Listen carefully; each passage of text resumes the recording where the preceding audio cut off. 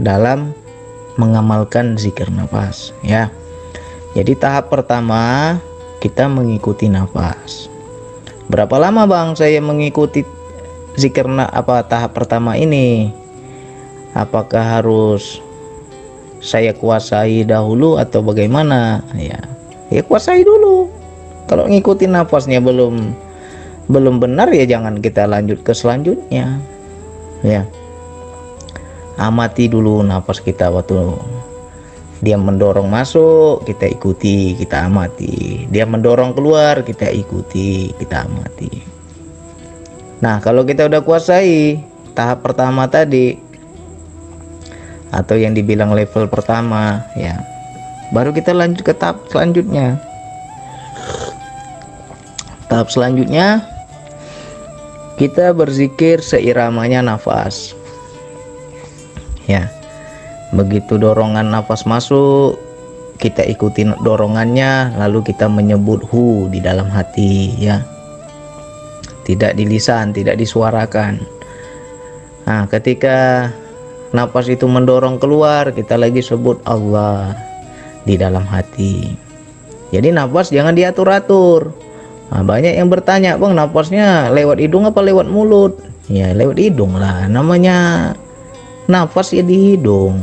Jadi kita ini seperti hendak tidur. Kita mau tidur nih, hendak mematikan jasad kita. Jadi kan nafas itu lewat hidung keluar masuk sendirinya. Ikuti iramanya. Nah, bagaimana kita mau menguasai yang tahap pertama tadi? Berapa lama Bang? Apa setengah jam saya hanya memperhatikan nafas saja? Ya tidak. Tergantung kita. Biasanya itu ya 5 menit aja sudah bisa kita mengikuti nafas kalau kita jeli, kita peka dorongannya, ya kan? Kita peka dayanya. Kalau bisa hanya hitungan detik ya silakan lanjut langsung ke tahap selanjutnya. Nafas sudah seirama, kita bisa menyaksikan dorongannya, kita bisa mengikuti iramanya. Ya udah, lanjutkan tahap kedua. Nafas masuk, sebut hu, nafas keluar sebut Allah. Selanjutnya tahap ketiga. Tahap ketiga ini setelah kita berzikir hu Allah seiramanya keluar masuknya nafas. Di tahap ketiga ini kita harus mengarahkan kesadaran kita kepada apa yang kita sebut ya. Karena yang dibilang zikir itu harus ada kesadaran. Karena kalau kita tidak ada kesadaran apa yang kita sebut itu baru sebatas nyebut, belum bisa dibilang zikir. Kayak burung beo. Burung beo tiap hari kita ajarkan, kalau ada tamu datang kita bilang assalamualaikum, assalamualaikum, assalamualaikum. Pandai burung beo itu. Tapi apakah dia ada kesadaran mengucap assalamualaikum itu? Belum tentu. Apa bedanya kita? Kita juga begitu berzikir berkali-kali, beratusan kali, ribuan kali, puluhan ribu. Kita sebut nama Allah tapi tidak ada kesadaran, itu belum bisa dibilang zikir. Nah, makanya di tahap ketiga ini kita mengarahkan kepada zat. Apa dibayangkan Bang zat itu? Ya jangan dibayangkan. Kalau dibayangkan itu namanya kita pakai pikiran.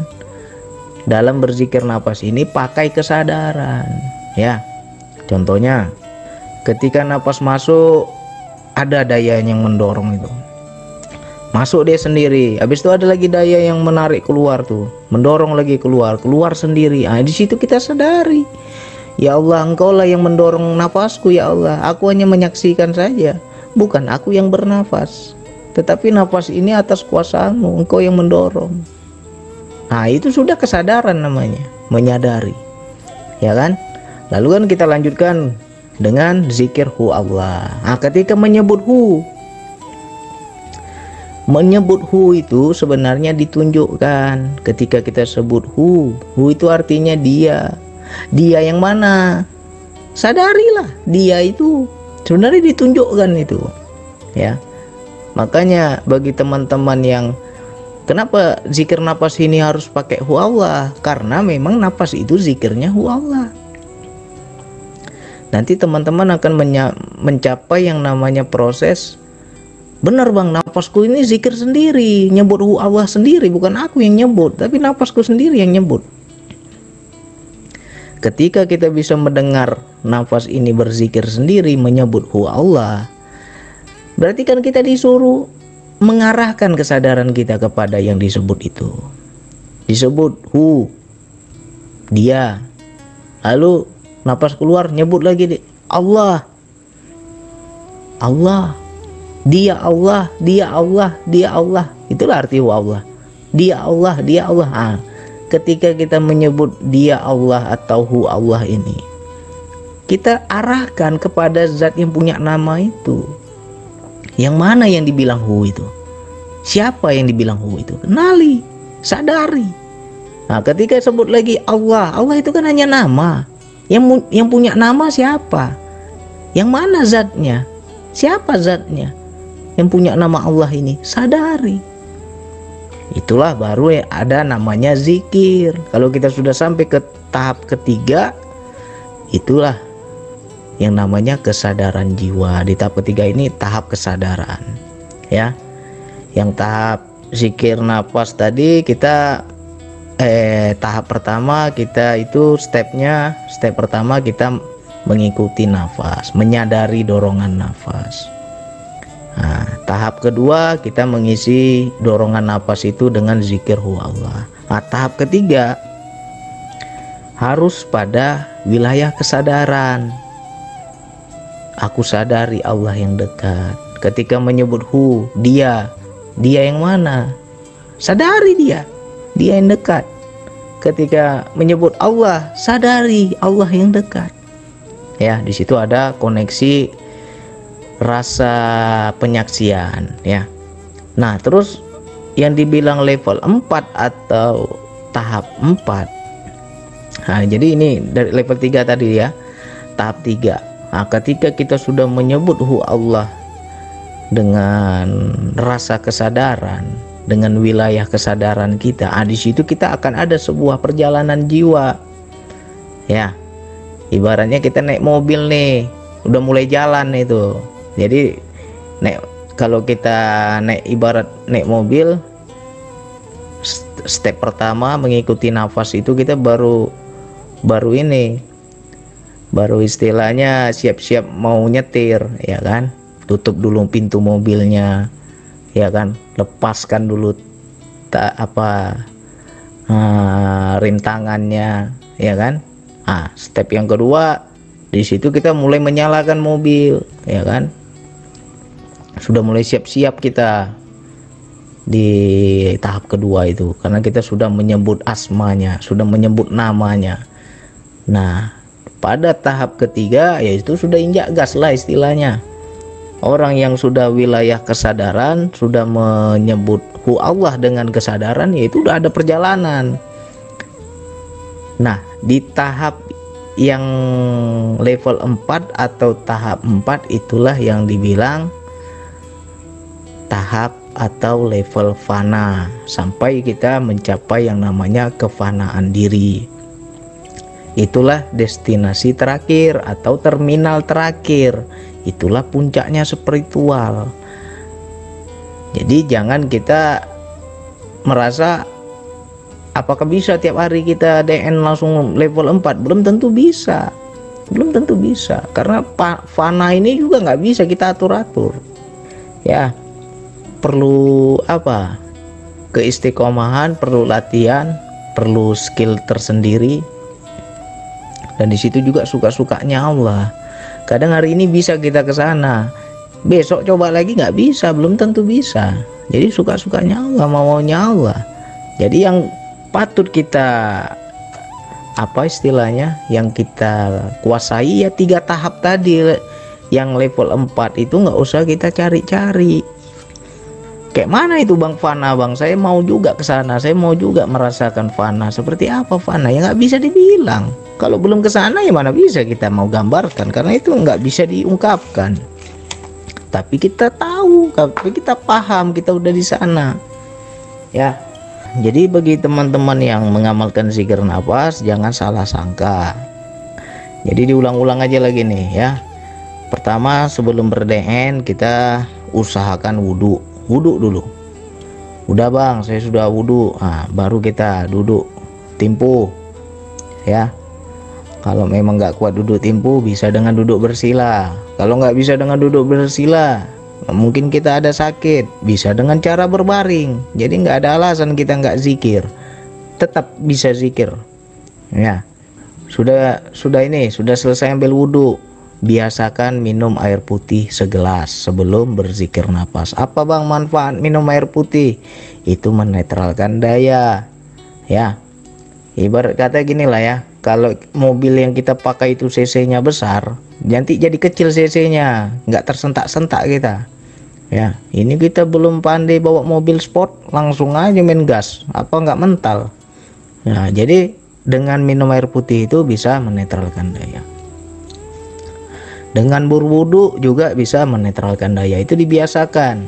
Ya, sebelum DN wudu dulu, baru kita minum air putih segelas. Udah, itu sebelum berzikir. Lalu barulah kita duduk timpu. Nah, ketika kita sudah duduk timpu, nggak usah cepat-cepat buru-buru mau zikir, duduk dulu yang betul. Atur dulu posisi duduk kita, cari posisi yang paling nyaman. Ya, terkadang banyak teman-teman yang terganggu dalam berzikir karena nggak tahan, kakinya sakit, kakinya pegal, kakinya kram. Karena apa? Dari awal udah salah cara duduk kita, belum benar-benar rileks, kita sudah buru-buru kan gitu. Jadi duduk yang betul dulu. Udah bang, duduk saya udah nyaman. Nah, kalau duduk udah nyaman, baru kita lanjut yang dibilang tadi tahap pertama atau level 1. Ya, ikuti dulu nafas, jangan usah buru-buru, 5 menit 10 menit 10 menit lah paling lama. Amati itu nafas itu. Ya, amati nafas 10 menit. Jangan kita masuk pada zikir dulu, amati aja dorongannya. Seandainya bang saya sudah bisa hanya 2 menit udah bisa saya ikuti nafas, ya udah lanjutkan. Kalau memang kita udah bisa dalam waktu singkat, ya lanjutkan ke tahap selanjutnya, zikirlah kita hu Allah langsung, ya kan. Nah, ketika kita berzikir hu Allah, di situ langsung tahap selanjutnya lagi, yaitu arahkan kesadaran kita kepada Allah yang maha meliputi, yang dekat. Sadari Allah yang dekat, ya. Kalau kita nggak bisa bang merasakan kehadiran Allah, rasakan saja bahwa kita ini sedang disaksikan oleh Allah. Ya, jadi ada koneksi, ada ketersambungan kesadaran. Nah, nanti di situ baru kita masuk pada yang namanya perjalanan jiwa. Perjalanan jiwa ini juga beda-beda, macam-macam. Ya, suka-sukanya Allah juga. Pengalaman spiritual kita seperti apa, ya terserah Allah. Nah, pada satu titik nanti itulah yang kita sudah melakukan sebuah perjalanan. Di situ ada tahap yang namanya kefanaan diri, lebur, ya. Bahkan diri kita pun tiada, tapi yang ada hanya Allah. Nah, sirna semuanya. Jadi untuk mencapai itu ya nggak bisa buru-buru, nggak bisa kita ini nafsu, latih terus. Nanti kalau memang Allah ridho, Allah kasih. Ya, kalau Allah ridho, Allah kasih. Misalkan teman-teman, bang saya DN nggak ada rasa apa-apa bang, cuman kosong aja, diem aja, hening aja, ya udah bagus. Berarti kita nggak ada ujian, nggak ada godaan. Justru orang DN nampak ini, nampak itu godaan. Ya, ibarat dia lagi naik mobil dalam sebuah perjalanan. Dalam perjalanan itu ada pasar malam, mampir pula di pasar malam itu, banyak kali yang dia lihat, ya kan. Karena seru di pasar malam itu, lupa dia pada tujuannya, nggak jalan-jalan dia. Itulah ujian dalam zikir nafas. Jadi untuk Pak Anang, saya udah bisa bang level sekaligus. Dalam hitungan detik saya tahap 1, tahap 2, tahap 3 bisa saya lakukan sekaligus, nggak tunggu 10 menit. Ya langsung aja. Silakan kalau memang bisa, ya. Jadi jangan kita mempersulit. Nggak ada yang sulit zikir nafas ini. Cuman mungkin karena nggak paham jadi salah tafsir kita. Kita sangka itu makom, kita sangka itu tingkatan. Kalau tingkat 1 belum benar, saya nggak berani lanjut lagi yang ke tingkatan selanjutnya. Bukan itu. Jadi itu dikuasai tahap demi tahap, ya. Dikuasai dulu. Ikuti nafas sampai benar-benar seirama, sampai kita menyaksikan bahwa bukan kita yang bernafas. Nanti teman-teman akan menyaksikan, benar ya bang, aku diam aja, bukan aku yang bernafas. Ini nafas ternyata nafas sendiri, dia mendorong sendiri, masuk sendiri, keluar sendiri. Ada yang mengatur ini. Nah, saksikan siapa, kehendak siapa itu, ya kan? Kuasa siapa itu? Bukan kita yang bernafas. Kalau seandainya kita ini bernafas, mungkin kita tidur mati kita, karena orang tidur nggak bernafas, tetapi dinafaskan. Beda ya, bernafas dengan dinafaskan. Orang tidur itu tetap nafasnya jalan karena dia dinafaskan oleh Allah. Allah yang mengatur kapan nafas itu masuk, kapan nafas itu keluar. Kalau kita tidur mana tahu apa-apa lagi. Ya, jadi orang tidur itu nggak bernafas, tetapi dinafaskan. Nah, jadi situ kita harus kenali, sadari, saksikan, ya. Nah, yang penting sampai ke tahap 3, itu yang paling utama.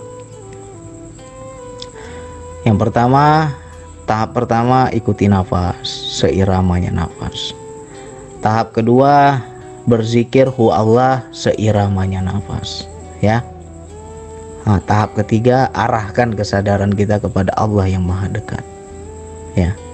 Sadari Allah yang dekat. Ketika menyebut hu, siapa yang punya nama hu itu, sadari. Ketika menyebut Allah, siapa zat yang memiliki nama Allah itu, sadari, ya. Itu baru dibilang namanya zikir, ya. Kalau kita hanya nyebut hu Allah tapi pikiran kita kemana-mana, itu belum zikir, baru nyebut itu. Yang dikatakan zikir itu apabila ada kesadaran kita kepada apa yang kita sebut, itu baru dibilang zikir, ya. Jadi yang tahap keempat yang dibilang tahap fana itu tidak usah dicari-cari, tidak usah diminta-minta, tidak usah diharap-harap, itu bonus, suka-sukanya Allah. Kapan Allah mau kasih kita nggak tahu, ya. Nah, kalau kita memang mencapai yang namanya tingkat spiritual tertinggi yang dibilang fana, itu baru kita kenal sama Allah, ya. Jadi itu memang kalau kita bilang ya pilihan Allah itu yang mendapat begitu. Jadi kita jangan kita cari-cari, nggak mampu kita ke sana kalau bukan maunya Allah, ya. Jadi diulang-ulang lagi, diingat-ingat. Misalkan ketika sudah selesai zikir nafas, getarannya masih hebat nih, bang, saya waktu zikir itu sudah merasakan Allah yang dekat, bergetar hebat tubuh saya, merindingnya hebat, ketakutan hebat. Nah, langsung zikirnya saya hentikan bang, nggak kuat saya, misalkan kan. Nah, langsung cepat-cepat minum air putih, itu juga menetralkan daya, ya. Baca aja bismillah, doa, minta aja kepada Allah, ya Allah, dengan air putih ini ya Allah, jadikanlah ini penetral daya di tubuhku, ya kan. Minta aja begitu sama Allah. Nah, jadi kita sebelum berzikir minum air putih segelas, sudah berzikir minum juga air putih segelas, itu menetralkan daya, ya. Jadi teman-teman nggak getar-getar lagi, nggak kejang-kejang lagi, nggak merinding-merinding lagi. Nah, itu untuk menetralkan daya, ya. Jadi dilatih terus, usahakan 1 hari 30 menit, ya. 1 hari sekali, durasinya 30 menit. Kalau hari ini bisa 30 menit, besoknya tambah lagi, besoknya bisa lagi tambah lagi. Nah, nanti lama-lama kita akan paham yang namanya daya, kapan waktunya berhenti. Ya, di situ Allah akan kasih tahu, udah stop, cukup, nggak usah lama-lama, udah zikirmu udah cukup, ini besok lagi. Nah, itu ada namanya daya. Kita akan kenal kapan kita disuruh lanjut, kapan kita disuruh berhenti oleh Allah, ya. Ketika daya itu hilang berarti berhenti, udah stop. Nah, nanti pelan-pelan kenal lah, ya, kita akan mengenal daya itu. Yang penting istiqomah terus, dilatih dan diingat level itu bukan tingkatan, bukan makom ya. Jadi itu hanya tahap-tahap dalam berzikir nafas. Sama ibarat kita naik mobil, ada tahap-tahapnya. Buka pintu dulu, masuk kita ke dalam, duduk kita di kursi tempat setir, baru kita tutup pintu lagi ya kan, baru nyalakan mesin, baru kita lepaskan rem tangan. Nah begitulah. Atau kita spionnya belum benar, kita perbaiki lagi spion. Itu kan namanya tahap-tahap. Nah begitu juga zikir nafas. Yang dibilang level 1, level 2, level 3, level 4 itu tahap demi tahap ya, langkah demi langkah atau step by step dalam mengamalkan zikir nafas. Oke, mudah-mudahan ini bisa dipahami. Silakan dicoba.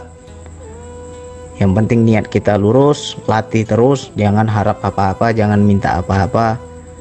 Minta kepada Allah, ya Allah, sebelum berzikir nafas tuh doa juga. Ya Allah, aku belum kenal kepadamu ya Allah, kenalkan aku padamu ya Allah.